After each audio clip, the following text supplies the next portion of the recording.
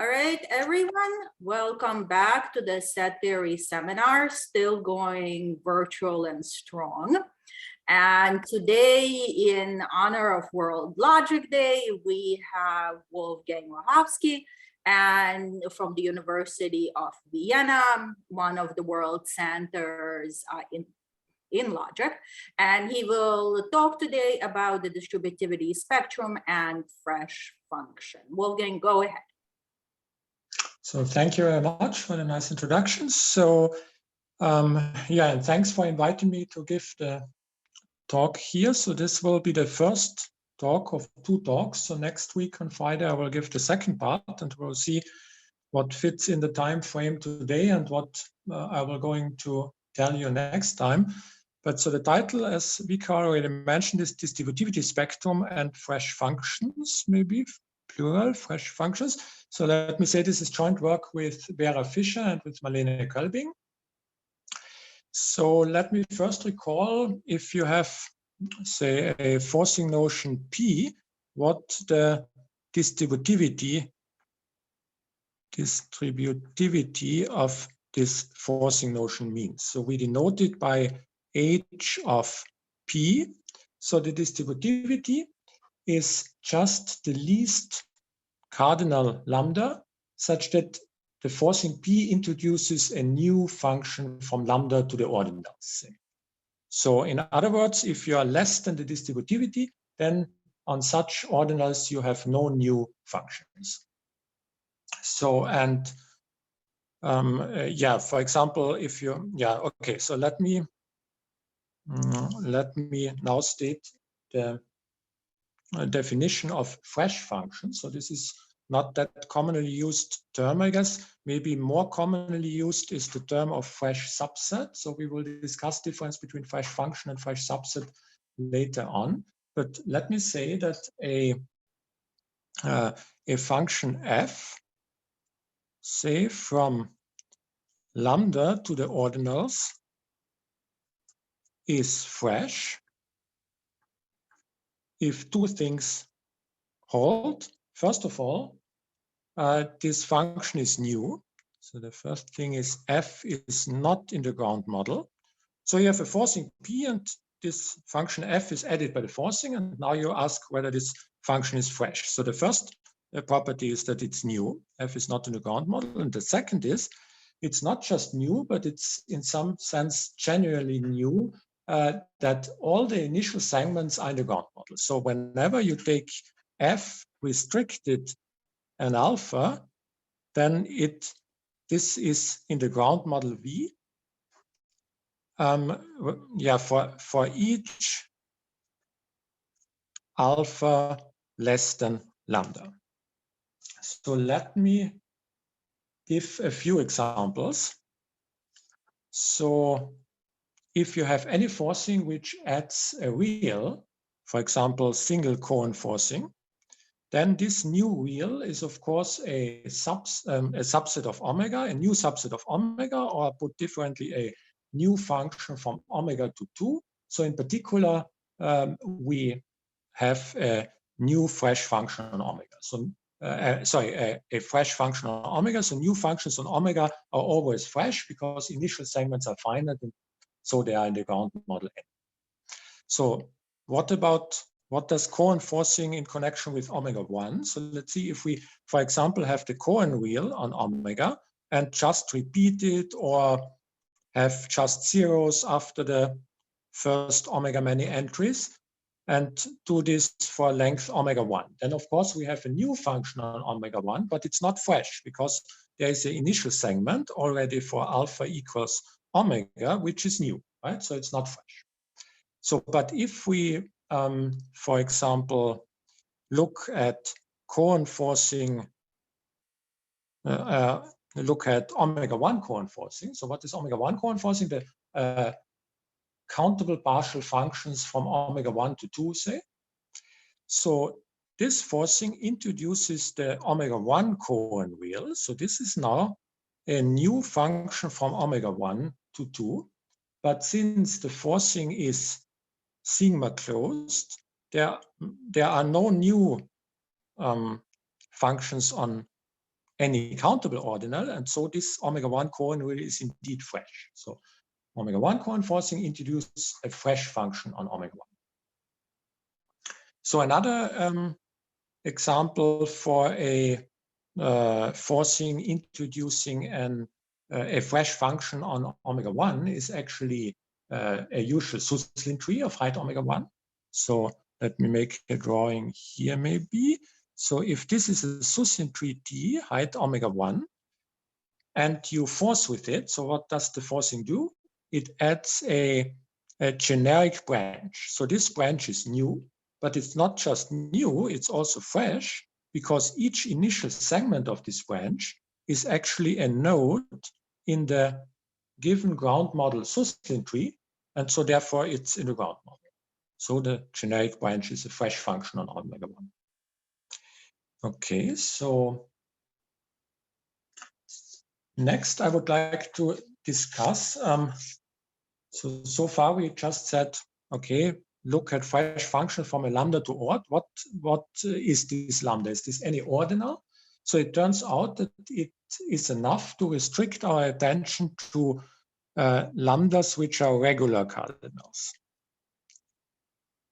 Regular cardinals. So this is enough. Why is it so? Because of the following easy fact, namely a forcing P adds a fresh function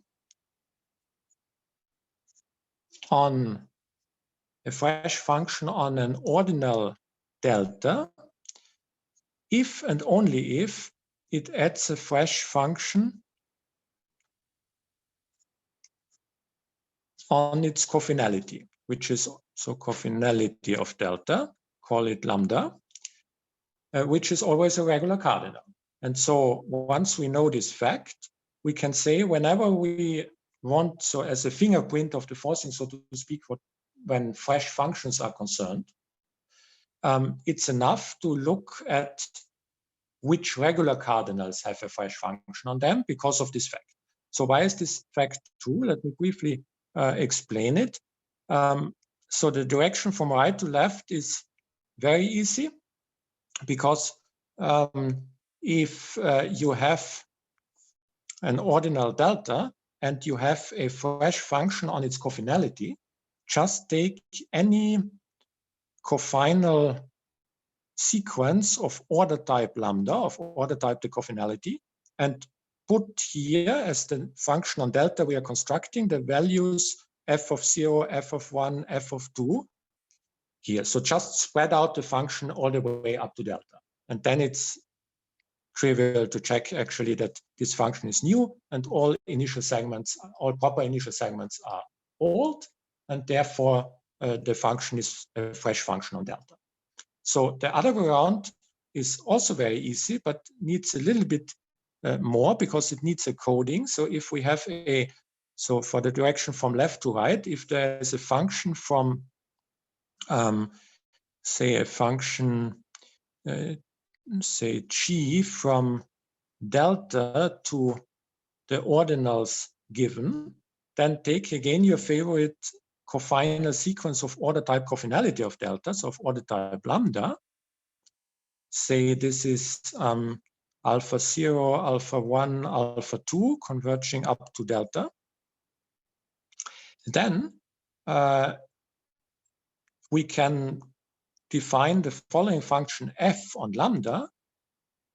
From lambda to the ordinals, we just map the index of these elements, so the I, we map it basically to f restricted to alpha I. So we look at the function up to there.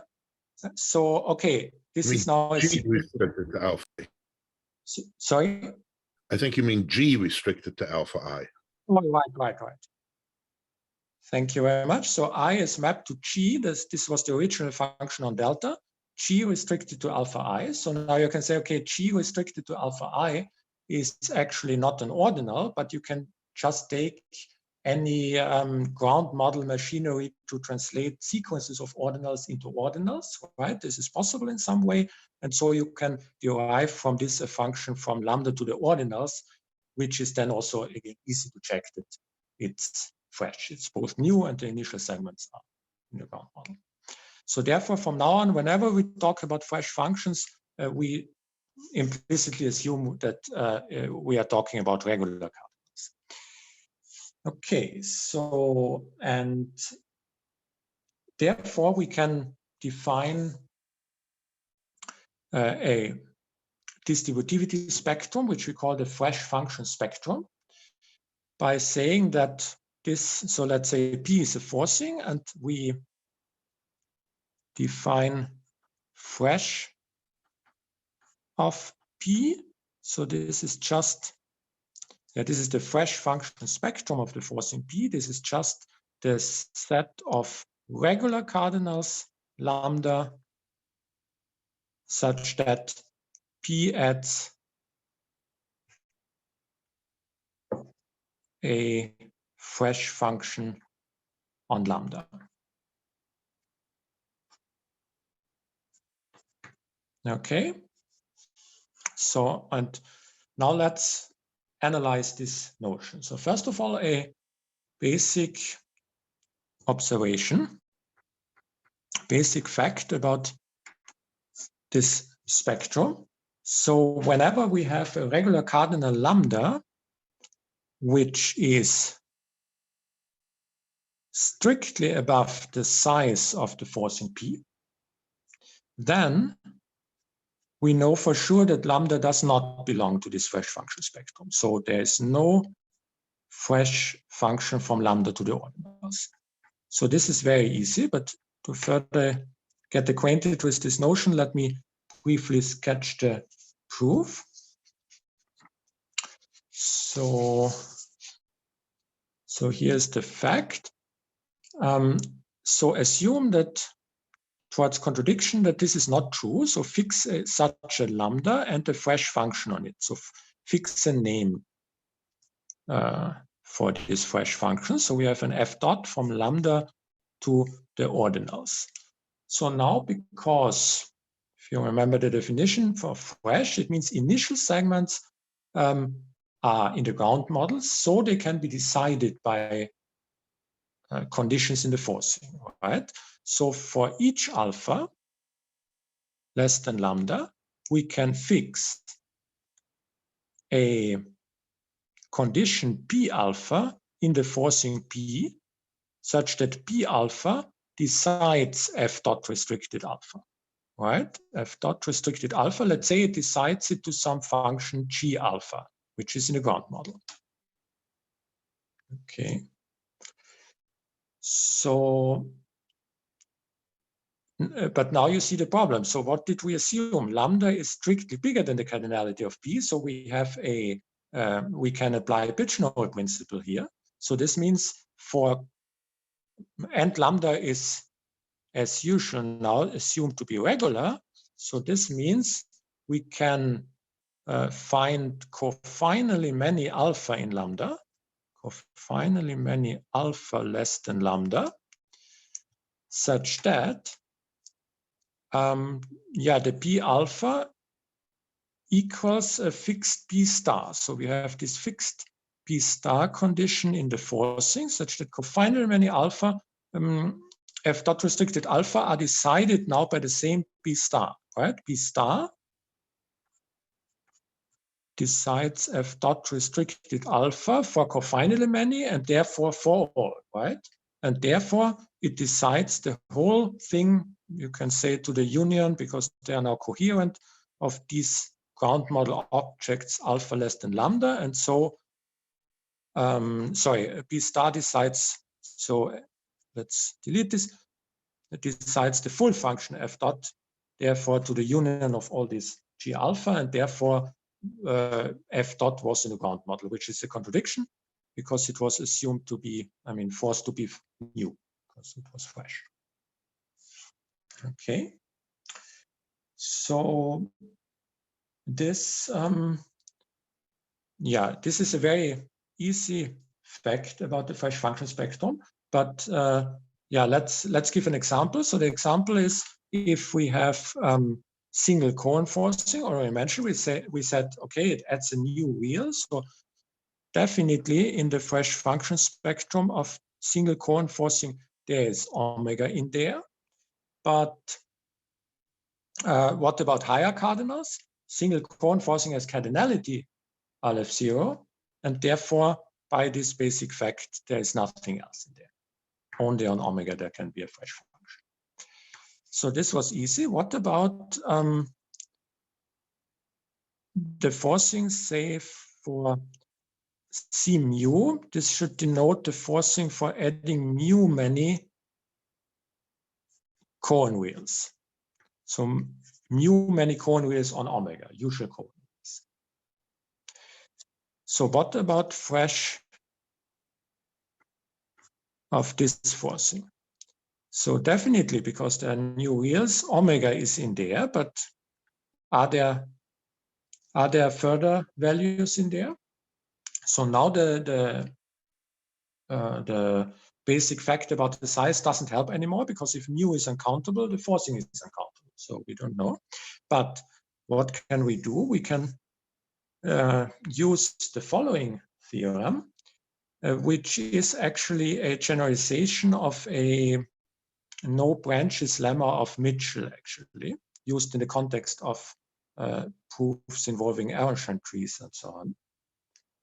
So this generalization says the following: if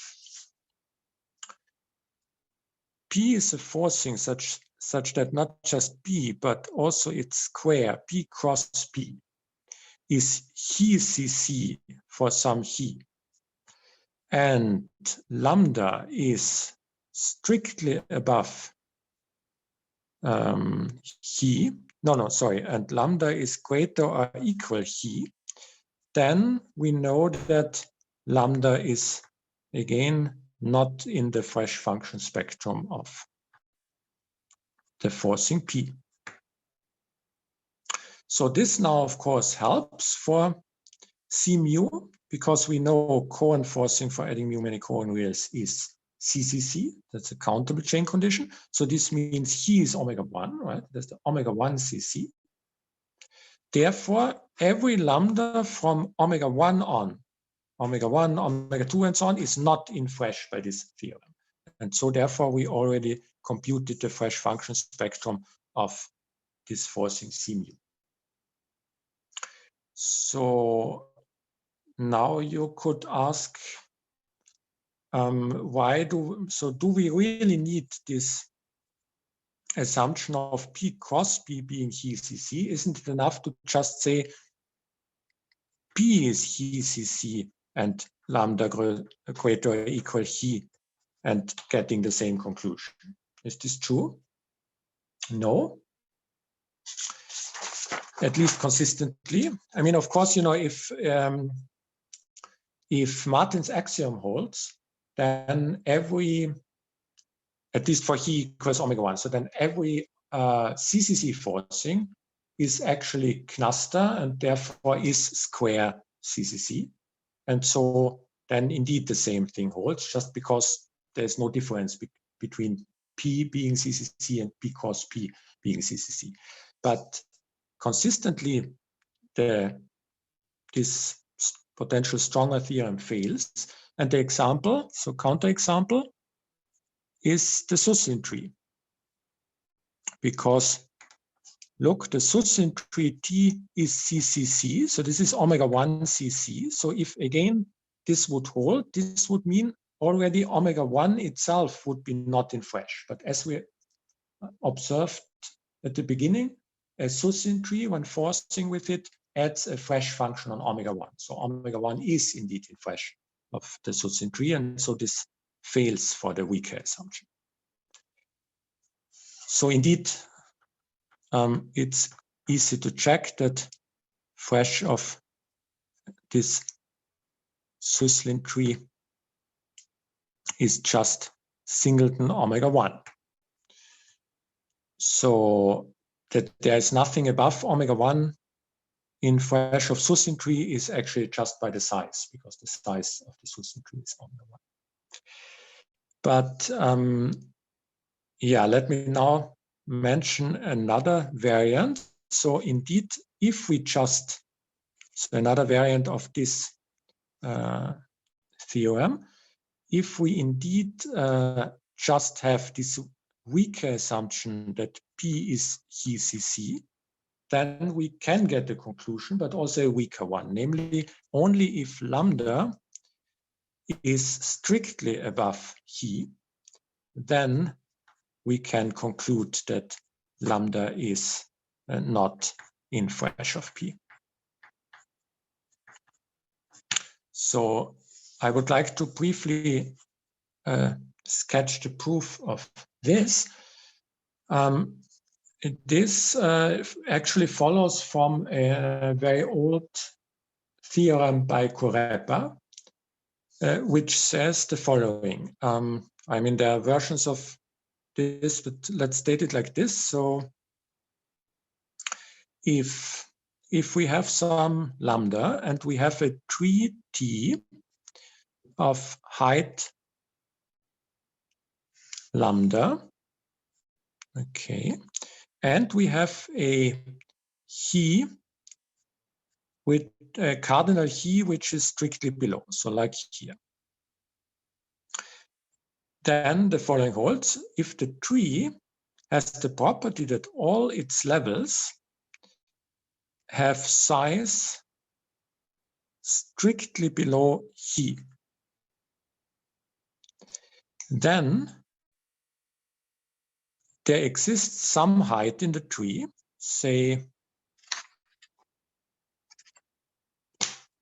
this height is beta, such that from beta on, there is no splitting anymore going on in the tree. So this means whenever you are above beta, there is not a single splitting node anymore. And let me mention the tree as a further assumption should be, it's called well pruned. So this means whenever you have a node in the tree, then on arbitrarily high levels below the height of the tree, there will be a node extending this node. So in particular, if once you are above beta and there is no splitting anymore, but because of the well-prunedness, you can get the branch going up to the top of the tree. So this lemma in particular says if the tree is of height lambda and all the levels are very small, of size less than He less than lambda, then it has to be branches. There cannot be an Arnstein tree of this kind. So, but why does now, why do we get this lemma from Kurepa's theorem? This is because if we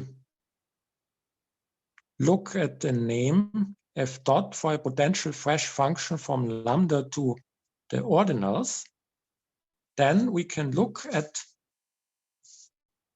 the interpretation tree, so-called interpretation tree of this function f dot, which is the following. So let's say T is the set of all, in words, the set of all possible decisions of proper initial segments of f dot. So let me write it down.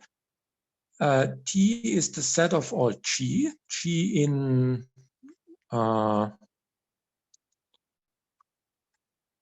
odd to the less than lambda, so shorter than lambda long sequences of ordinals, such that, say, the weakest condition 1 forced that f dot was fresh, such that there exists some stronger condition Q, such that Q forces f dot restricted beta equals G for some beta. So everything which is possible to decide by any condition. So, and now look, when we have the assumption that the forcing P has the HCC, so this means that all antichains in the forcing are of size strictly less than He, all right? And observe that whenever for some fixed beta here, so you get a level of this tree, and whenever you get different g's, so this corresponds to different nodes on the tree, of course, the conditions forcing f dot restricted beta to some different value have to be incompatible. So since there are all the antichains in the forcing are of size less than he, also the levels are of size less than he. And therefore, we can apply this old Kurepa theorem to say that from some level on, there is no splitting anymore. And this means once you decide f dot up to this level, then you have decided, because there's no uncertainty anymore about the decision here, you have already decided all of f dot. And therefore, f dot was not new. So this is contradiction to the assumption that it was fresh. So yeah, we will, if we have time, we will see an application of this Kurepa theorem later on. This is also a reason why I wanted to state this here in detail. Yeah, let me now so far we have seen the basic lemma about the size, the thing with the square CC and the thing with just CC, methods to exclude regular cardinals from being in the fresh function spectrum of a forcing.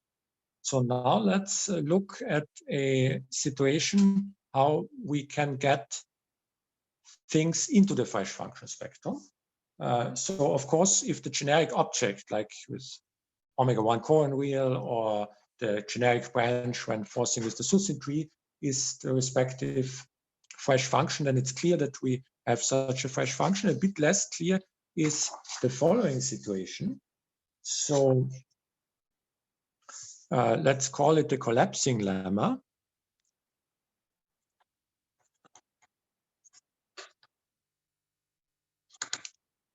Collapsing lemma.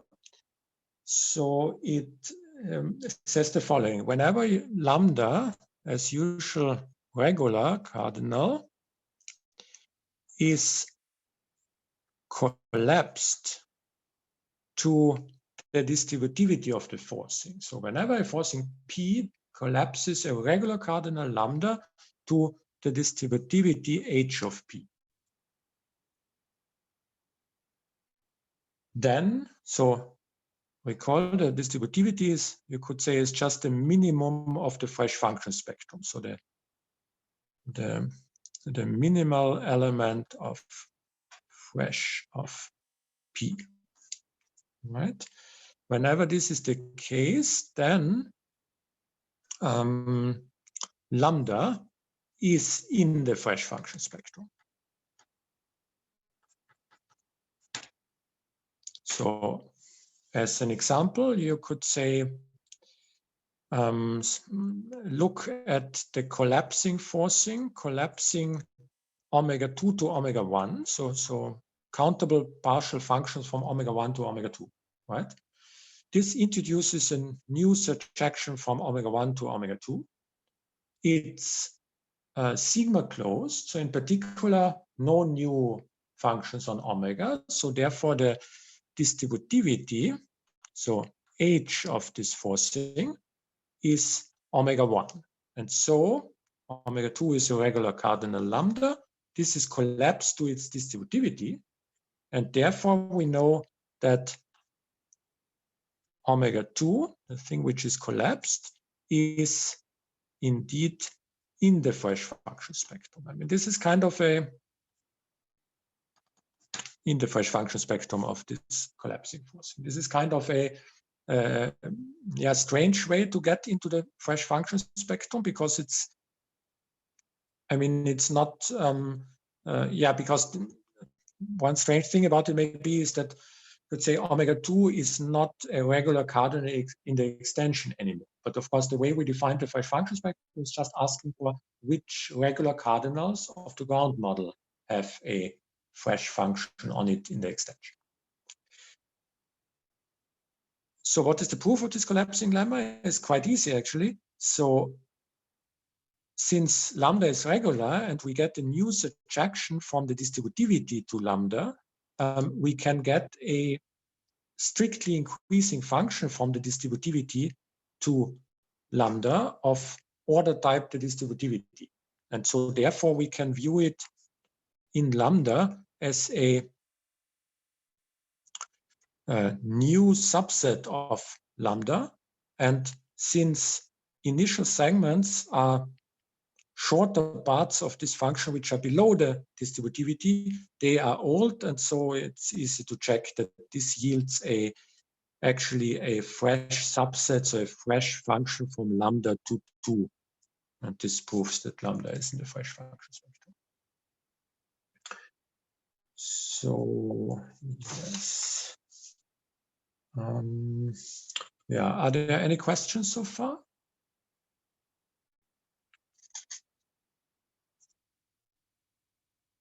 So then I guess I will continue with another more interesting application of this collapsing lemma. Namely, let's look at the forcing P omega mod phin. So this is a very interesting forcing, and concerning the combinatorial properties of P omega mod phin, it's quite deep object to investigate actually. And so yeah, in the second part of my talk, I will probably talk a little bit about connected research, not about fresh function spectrum of this forcing, but about a different kind of distributivity spectrum, what we call the combinatorial distributivity spectrum, and work we have about this one in the connection with P omega mod phi. So, but for now, let's look at the fresh function spectrum. So I will just recall as a black box a feature what P omega mod phi does when one forces with it. So if you force with P omega mod phi, then this can be proved via so-called base matrix theorem. It induces that the continuum is collapsed to H. So let me say H is a cardinal characteristic, which can be defined in many ways. So for now, it's maybe best to say it's just the distributivity of P omega mod phi. So it's in this notation we had before, it's H of the forcing P omega mod phi. So the least regular cardinal is such that there is a new function on it. This is also the reason why we call H of a forcing, because it comes actually from the cardinal characteristic H for P omega mod phi. And again, so the forcing P omega mod phi has the property that it collapses the continuum C to H. And H is the distributivity of the forcing. So you can, okay, C is not necessarily regular, but in particular, everything which is a regular cardinal between H and C, possibly including C, is collapsed to H. So you can apply the collapsing lemma to this regular cardinal in between and conclude that such a regular cardinal belongs to the fresh function spectrum of P omega mod phi. So this means that H itself as well, of course, H is by definition the minimum of the fresh function spectrum of P omega mod phi, but the whole interval, in the sense that every regular cardinal, which is at least H and at most the continuum, will be in the fresh function spectrum of P omega mod phi. But in fact, more is true. It's just equal this interval, the regular cardinals in there. I mean, below H, there's nothing in there because this is the definition of H. And above C, this is just by our basic fact concerning the size, because the size of the forcing P omega mod phi is the continuum. So nothing above can be in the fresh function spectrum. So yeah, as I said, I will talk a lot more probably about p omega mod phi next time. But for now, let's leave it like this and go on to tree forcings on omega.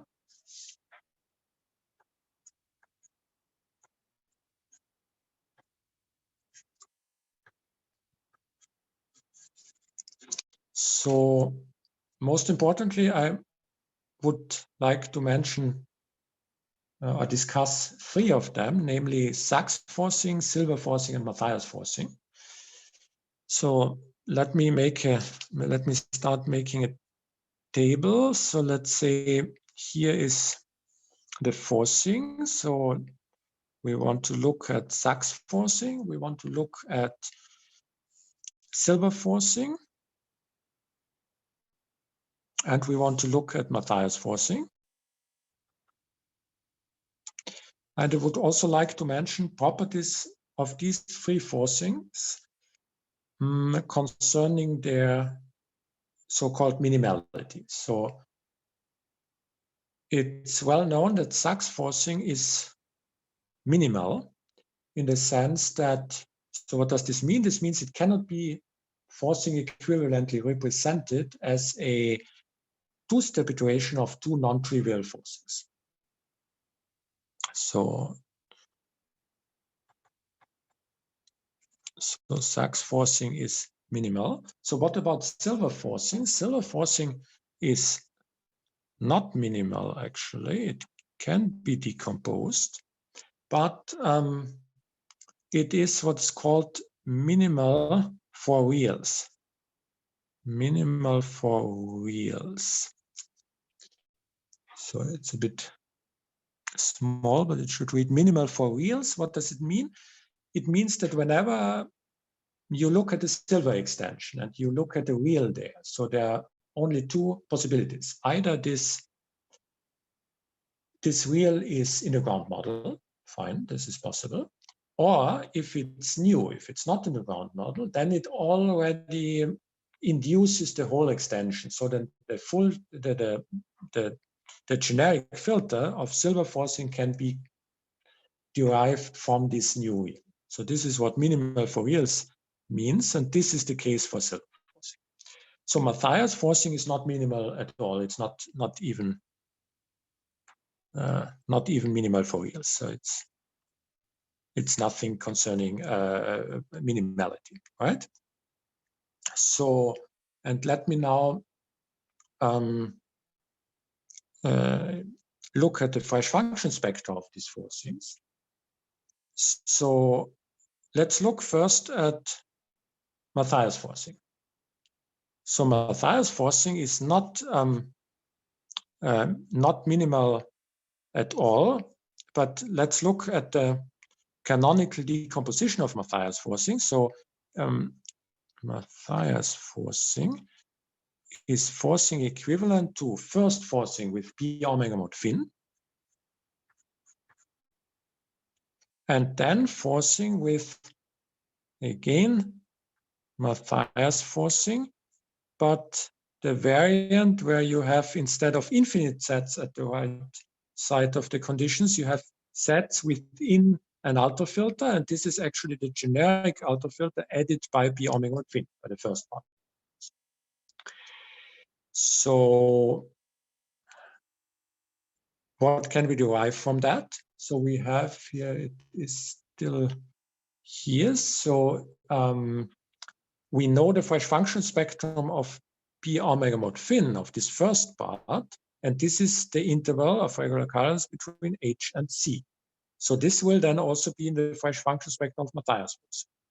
And the second part has the property that it's sigma-centered, because if the stem, the left part of the condition is the same, then two conditions are compatible. So it's sigma-centered. So in particular, cluster, in particular, the square of the forcing with itself, the square of the forcing has the countable chain condition. And therefore, by our square CC theorem, we know that only omega is in the Fresh function spectrum of this forcing. And then an easy consideration shows that also for the two-step iteration, which is Matthias forcing, we can derive that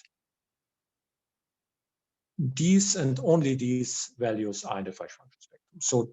So fresh, let me say fresh of P in this table here, fresh of P of Matthias forcing is then exactly, so this is instead of C, exactly singleton omega union this interval H to C. So you can say, okay, this has something to do with the fact that Matthias forcing is not minimal and can be decomposed like this, of course. So what about Sachs forcing? Sachs forcing is minimal. And indeed, it turns out that the fresh function spectrum of Sachs forcing is just omega. So we cannot argue with any CC or the square CC here because Sachs forcing has antichains of size continuum. So even under CH, we cannot tell whether omega 1 is in the fresh function spectrum or not. But actually, it is provable that only omega is in there. So, and let me sketch the proof for this now. So let's assume that a regular uncountable cardinal is in the fresh function spectrum of Sachs forcing. So say F dot, and say as an example, this is omega 1, but the proof works for anything from omega 1 on. So say F dot is forced to be a fresh function from omega 1 to the ordinals. Okay. So and the aim is to derive a contradiction. So the proof is somehow reminiscent to the minimality of Sachs forcing. So the idea is the following. So what is Sachs forcing? Sachs forcing, the conditions are just perfect trees in 2 to the less than omega. So they look like this. So they have a stem and then they split just with 2 successors. Then this goes on with these intermediate parts. Then they split again. So above each node, there is a splitting. Okay, somewhere and so on. Height omega. Okay. So and stronger means going to a subtree of such a tree. And what is the generic real, the so-called Sachs real, is it's the generically chosen path. So it's the branch which is in all trees, in the bodies of the trees which belong to the generic field. So and now look, for example, at the stem of such a tree. So let's say this tree forces this F dot is such a fresh function. Let's look at the stem and let's look at these 2 immediate successors, the left one and the right one. So now let's just consider, say, the left restriction of the tree. So this is the condition which has this stem then and has this part up here. So and now, of course, because F dot was forced to be new in particular, you cannot decide all of F dot, so all the way up to omega 1. So at some point here, this condition can be, so for some height here, the condition can be strengthened in at least 2 ways to decide it in some way or in another way, the function F dot restricted to, say, if this is beta, to the ordinal beta. Okay. And we can do the same with the right part of the tree. So if we restrict our tree to the right part, just taking this part, this the stem, then again, say for the same beta without loss of generality, this part does not decide F dot restricted beta, just because at some point it has to stop deciding everything. So, and therefore we can decide the left part of the tree. We can strengthen it to decide F dot restricted beta in any way we want. And then after this, we look at the right part because it did not decide yet F dot restricted beta. There's at least one or maybe even more options to decide it in a different way. And we do this. So in total, what did we do? We did strengthen the left part of the tree in some way and the right part of the tree here in some way, so that f dot restricted beta is decided differently when we go to the left or when we go to the right. And now we proceed in a fusion sequence-like manner. We built a fusion sequence. And so here for the stem, we have this beta say. And then, okay, here was thinned out, but let's say, without loss of strategy, let's say this is already the strengthened condition which decided up to here and this which decided differently. Then let's look at these new, so the next splitting level, these two nodes, and do the same procedure. So again, we have a left part of the tree here and a right part, and the same we do for this splitting node. We do the left part and the right part, and we do the strengthening all the way up the tree in such a way that whenever we go left or we go right at some splitting node, we always decide f dot. If we look sufficiently high up, we decide it differently. So altogether, there are just Aleph 0, just countably many splitting nodes in the resulting tree, right? And each of the splitting nodes comes with a beta up to which we have to decide.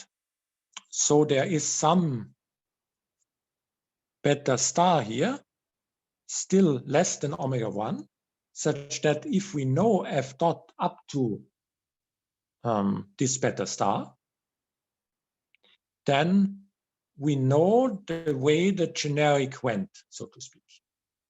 Okay, so this is the final condition Q we derived after this fusion sequence, which has this property. But now we have a contradiction because we can strengthen this condition Q to a condition Q bar, say, which decides f dot restricted, so up to this beta star, to something, some concrete object in V. So, and now because Q bar is a subtree of this well-prepared tree Q, it has still this property. So whenever we know f dot up to beta star, we know whether we go with the generic left or right in each splitting node. And therefore, we can derive from this f dot restricted beta star the whole generic. And this is a contradiction because this set was decided by Q bar to some ground model object, and we have everything in the ground model, this procedure. And so we know that the generic is actually not new, which is a contradiction. So let me mention a few more things here. So let's go back to the table. Yes, so as I said, it's reminiscent to the proof of minimality of Sachs forcing, and indeed we get that it's just singleton omega. For silver forcing, on the other hand, so I want to point out that being minimal for reals, what silver forcing satisfies, is not enough for this result. In fact, I mean, we have not really computed completely what the fresh function spectrum of silver forcing is, but we know for sure, also by a similar decomposition as in the case of Matthias forcing, that it's a superset of this. So it's a superset of singleton omega union the interval HC. So, and yeah, this is what I wanted to mention, that minimal for reals definitely is not enough for getting just singleton omega as the fresh function spectrum. We do not know, however, whether being minimal, really minimal, as Sachs forcing is enough for just having one value in there, so just having a singleton fresh function spectrum. So the question would be, so let me maybe add here as a question. So is there a forcing P minimal yet there are more values in the fresh function spectrum. So forcing P, which is minimal, but the size of the fresh function spectrum of this forcing is at least 2. Yeah, so we do not know. So, and concerning Sachs forcing, I would like to make another remark, namely that Sachs forcing is also an example, a counterexample for the wrong generalized version of the collapsing lemma. So let's look at the collapsing lemma again. What did it say? If lambda is regular and it is collapsed to the distributivity, then lambda is in the fresh function spectrum. So one could ask, so is it true that this is always the case, even if it's not collapsed to the distributivity, but to something larger?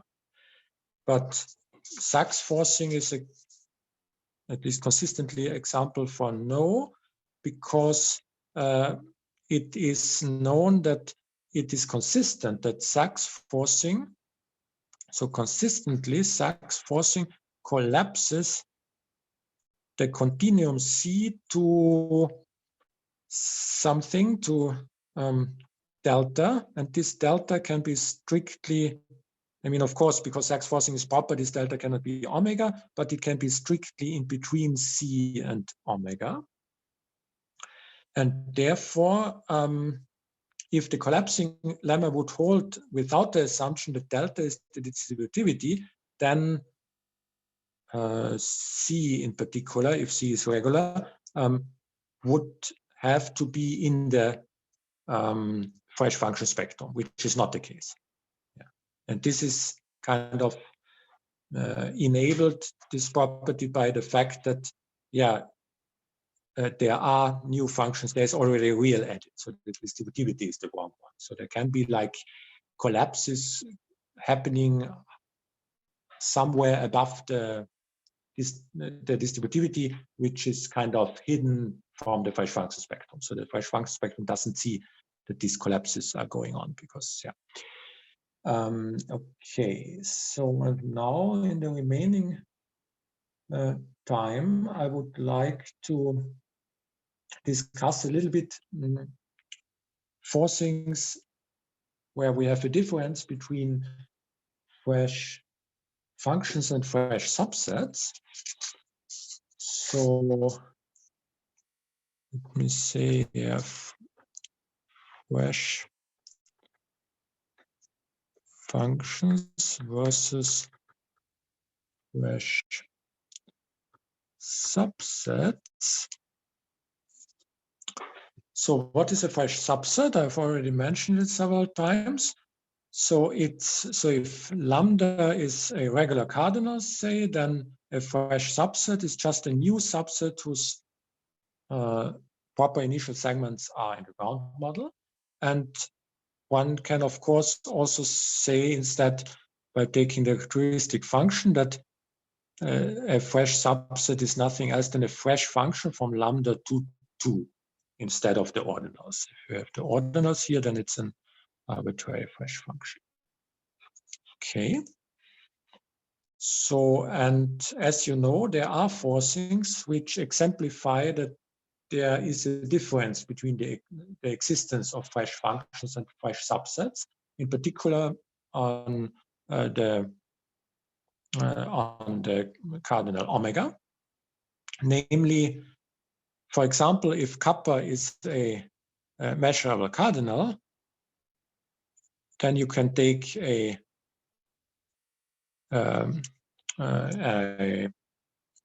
normal measure U on it and consider Prickle forcing with respect to this measure U. And Prickle forcing is the canonical famous example of adding, so Prickle adds a new and therefore fresh, as always on omega, fresh function from, namely the Prickle sequence, so to speak, from omega to kappa, in fact. But prickly forcing has the property that there is no single bounded subset of kappa added, so no new one added by the forcing. And so in particular, there is no new real. So this means no fresh subset on omega. So and now, yeah, we can also compute exactly the fresh function spectrum of prickly forcing. So fresh of prickly is fresh of prickly is exactly omega. This is the prickly sequence here. And if you also very easy to see, if you just take the prickly sequence and view it as a subset of kappa, then it's an omega type cofinite sequence in kappa, so it's new, and of course all initial segments are finite, so it's indeed a fresh subset even, and therefore also a fresh function, of course, and so it's in the fresh function spectrum. Actually, it turns out nothing else is in there. So regular cardinals strictly above kappa cannot be in there because of the square CC theorem we had. Just because, so this is the same as we had here with Matthias forcing with respect to a filter. So prickly forcing is, I mean, it's like Matthias forcing with respect to a filter, so that if the left part of the prickly condition is the same, then you can intersect the right part because these are just filter sets. And so therefore you are kappa centered. So in particular, the square of prickly forcing is kappa plus CC. And so therefore by the theorem we had, kappa plus and everything above is not in the fresh function spectrum.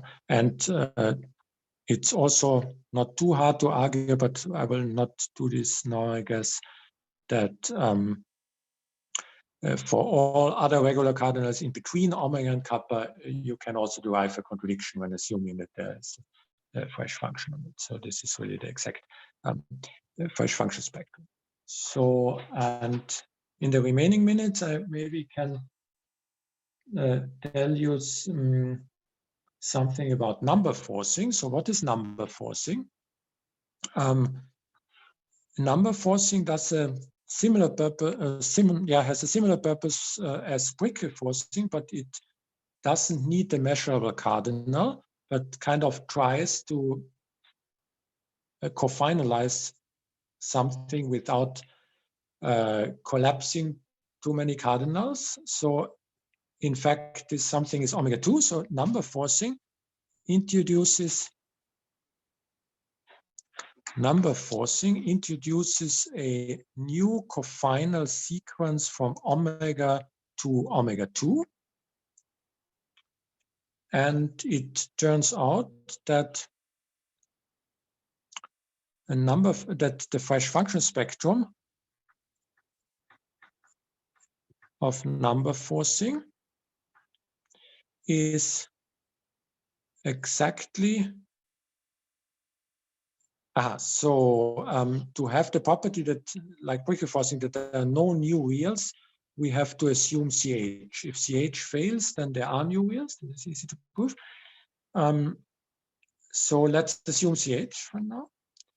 But under this assumption, we can compute completely what the fresh function spectrum of number forcing is, namely exactly omega, omega 1, and omega 2. And that's it. So let me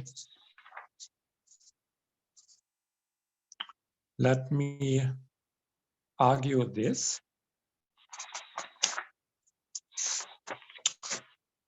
So yeah, and yeah, first, again, as for prickly forcing, the two things are very easy. So omega is of course in there because there is the new number sequence, the new cofinal sequence in omega 2. And now when,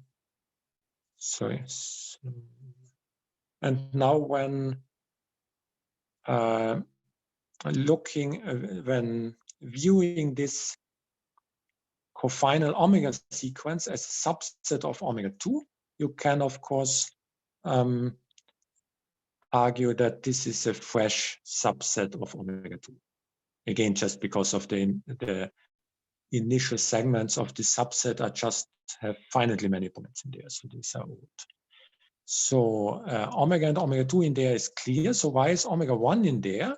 This is kind of collapsing artifact again, you could say, but not by the collapsing lemma, because so first of all, yeah, so the omega sequence chops omega 2 into omega many pieces of size omega 1. So in particular, omega 2 is collapsed to omega 1, but not to omega, because under CH there are no new wheels.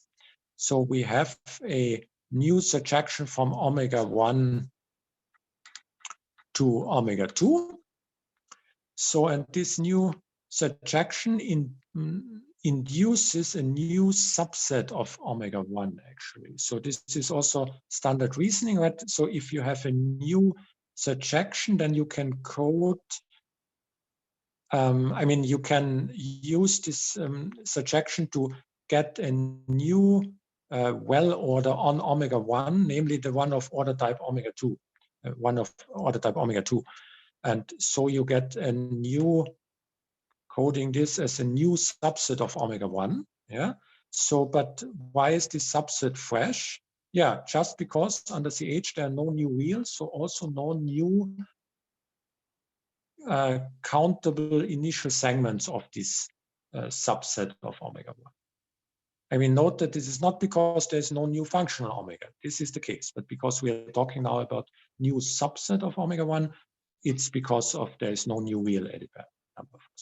And so in particular, we have a fresh subset of omega 1. So this is also in here. So the most complicated part actually is why there is no lambda above omega 2, no regular lambda strictly above omega 2 in the fresh function spectrum. So let's talk about omega 3, say. For all higher, this is the same proof actually. So, and yeah, so the proof is actually very similar. So I only have to talk about the difference to the proof why Sachs forcing only had, so remember this proof why Sachs forcing only had singleton omega as its fresh function spectrum. So let's look at how a number condition looks like. So number conditions are again trees of height omega. So they have, say, a stem here, finite stem, but then the first splitting, say, is already a full splitting, is a large splitting, namely with omega 2 many immediate successors. And then there are again things like that in between, but above each node, at some point there has to be again a omega 2 sized splitting. Okay, and all the way up to omega. So, and the generic branch added by the forcing, this is actually the cofinal function from omega to omega 2, which is the number function. So, and what is now the idea? Assume that if f dot is a function from omega 3 to the ordinals, which is forced to be fresh. So we do actually, we want to do the same as in the Sachs proof. What did we do there? We made sure to thin out the whole condition in such a way, by doing a fusion sequence, that on each splitting node at the resulting condition Q, we had the situation that that all immediate successors, in case of Sachs forcing, there were just two. If we restrict the condition to such a successor, then you decide f dot restricted to some ordinal, but you decide it in different ways, whether you go left or right. And here, in case of number forcing, we want to decide it differently for every single immediate successor here. Okay. And so here, let me go back. As promised, we will need this. Yes, this now. So remember, this was the old theorem by Kurepa, that if you have trees with a certain height and compared to this height very small levels, then you have a problem. This is not a good well-born tree. From some level on, there will be no splitting at all. So, and we can now apply this lemma by Kurepa the following way, that in Sachs forcing we were only using that we can decide each restricted condition in at least two different ways. And here we want that we can decide it in omega-2 many different ways. And this comes directly from this theorem by Kurepa, namely in the following way, that if we, for example, look at this condition, so let's say we have a condition P, which is the restriction of this one to this node here, then there exists a beta less than omega-3, such that the set of the size of the set of G's with there exists an R less or equal B with R forces that F dot restricted beta equals G, this set has size at least omega-2. And you can see why this follows from the Kurepa theorem, because if for each single beta less than omega-3, this set would be of size at most omega-1, you have exactly the situation of Kurepa theorem with lambda equals omega-3, he equal omega-2, and the size of the level below, namely omega-1. Then you derive a contradiction, because then this interpretation tree of the function f dot would not branch from some point on, and this contradicts, as in this lemma here, the fact that the function was forced to be new. So, and therefore we know whenever we go high up, so sufficiently high up, we have omega-2 many options to decide. And this is what we make use of. We first find, for this splitting, for example, a beta connected to this splitting here, which is high enough that we have these many decision possibilities. And then we just decide f dot up to this beta, so f dot restricted beta in any way for this first part. Then in the second part, we decide it again, but in a different way, and so on. And if we are somewhere in the middle of the induction here, we know that we have chosen beta in such a way that we have omega-2 many different possibilities to decide. And because there were only omega-1 many things decided before, we can still do it in a way such that it is different to all the decisions done before.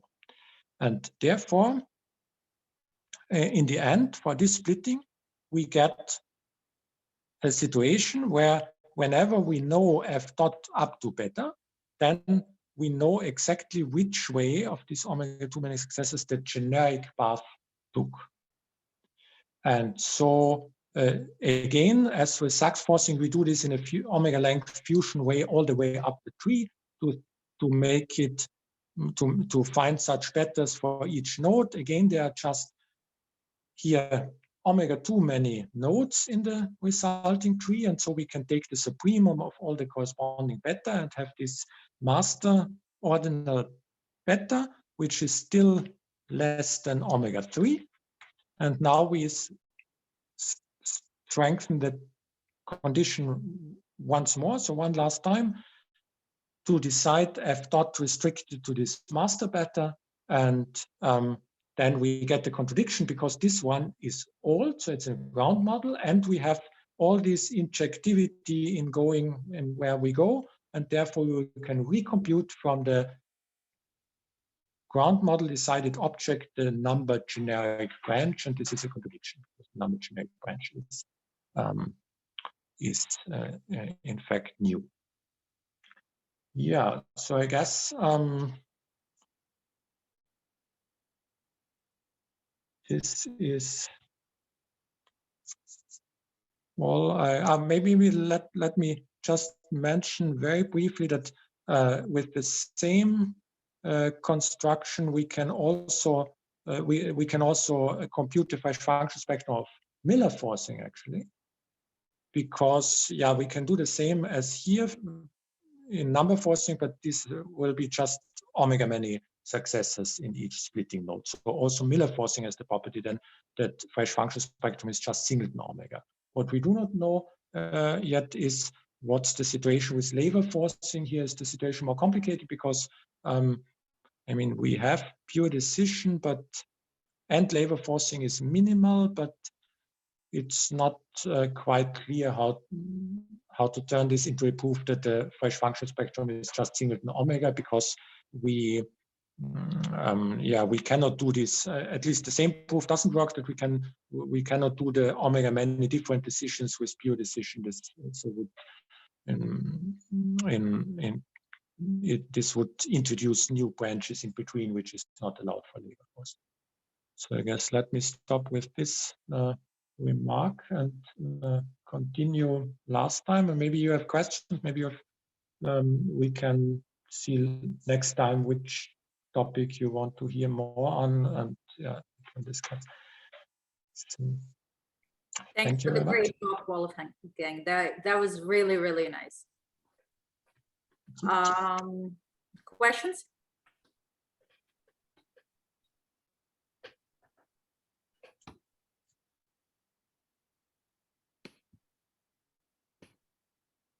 I have a question. Maybe it's trivial, but so what about generalized co-enforcing? So adding subsets to cardinals larger than omega. Do they have simple spectrums? Yes. So I mean, I mentioned the co-enforcing, the omega 1 co-enforcing. So say omega 1 co-enforcing has Fresh function spectrum singleton omega 1, at least under CH. If CH fails, then I mean, yeah, that's my question. Yeah, what happens if the assumption, what happens if cardinal arithmetic doesn't work out nicely for these? Yes, then I guess for co-enforcing, we know it's like exactly, so quite in general, actually, if you have, say, C alpha is alpha co-enforcing, so partial functions of size less than alpha to 2.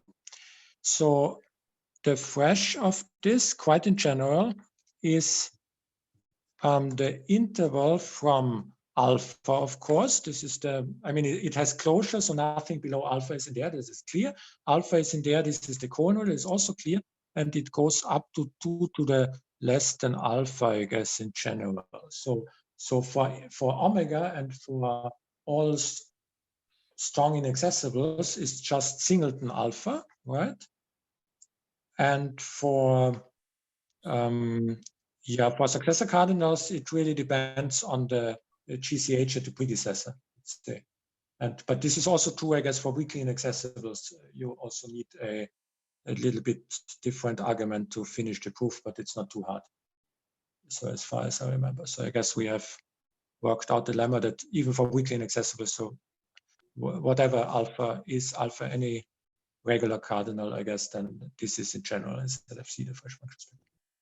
Okay, very nice. I see. I mean, it's sort of what you would think it is. Okay. So I mean, it's also kind of, it uses the collapsing lemma, I guess. So, yeah.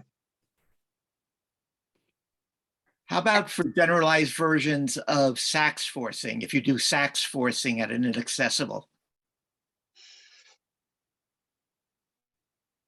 I don't know. I think we haven't looked at this.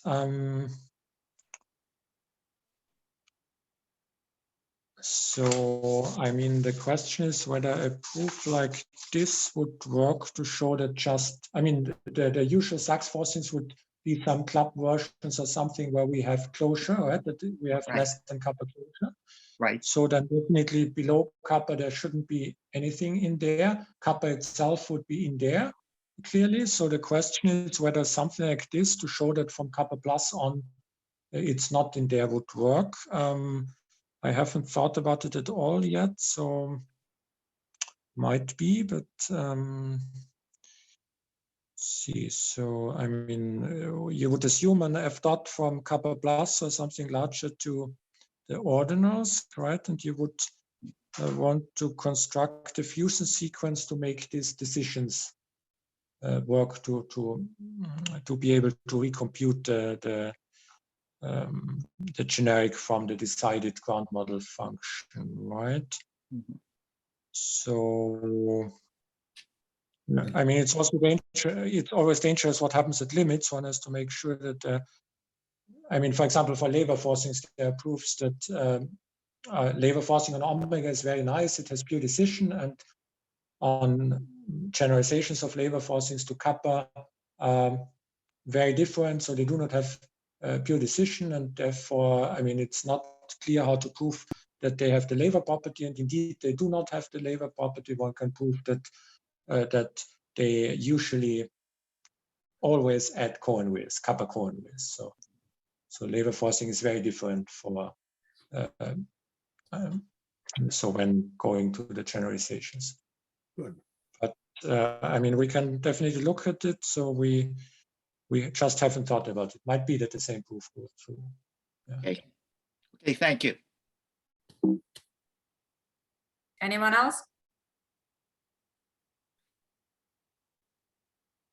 Okay, then thanks again, Wolfgang, for this great talk. I really enjoyed it and enjoyed that I was able to follow it, which is always great. So thanks for that. And I'm very much looking forward to next week. And let me just turn off the recording now.